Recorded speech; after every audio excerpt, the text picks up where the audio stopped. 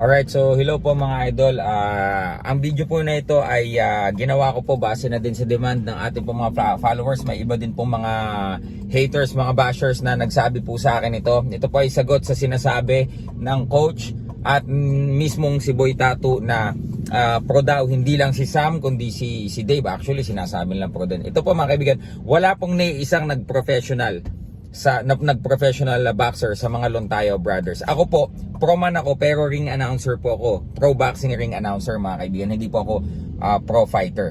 Si Sam po ay isang musician. Ano po siya? Siya po ay ang musical director ng kanila pong bandang Far East Bronx na ano po sila, side na po sila ng ABS-CBN under Star Music. Yung entrance na ginawa ni Sam, isa na yun sa mga original nila. So ang focus po niya ay sa music mga idol. Meron po silang banda.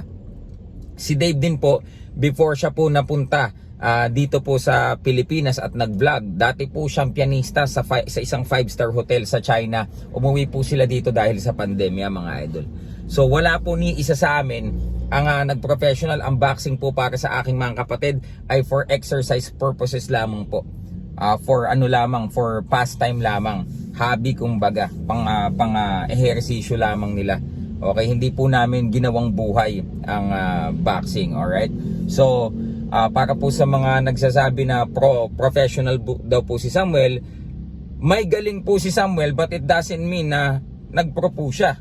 Kasalanan po ba niya na may skill siya? Si David din po, of course, kahit na natalo siya ni Bagsik, wala po siyang ensayo, pero hindi po siya pro mga kaibigan. Alright, makikita nyo po, you can check their videos, yung mga tawag dito, mga contents nila, tumutugtog.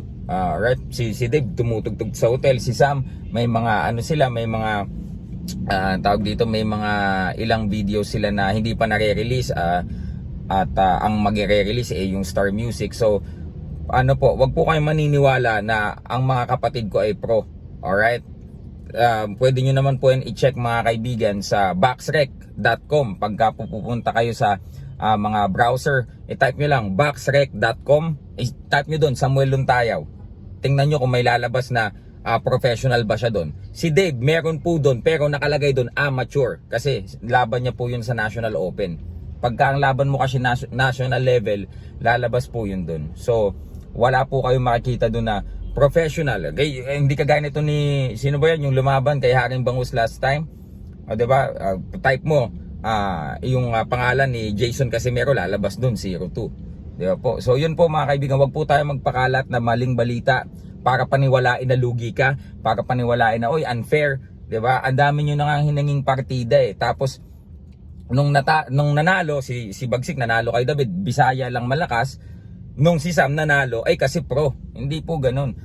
I agree na malalakas po ang Bisaya kasi lahat po ng fighters ng MP Promotions, karamihan Bisaya, dalawa lang ang taga Luzon, si Taduran at si Dasmariñas.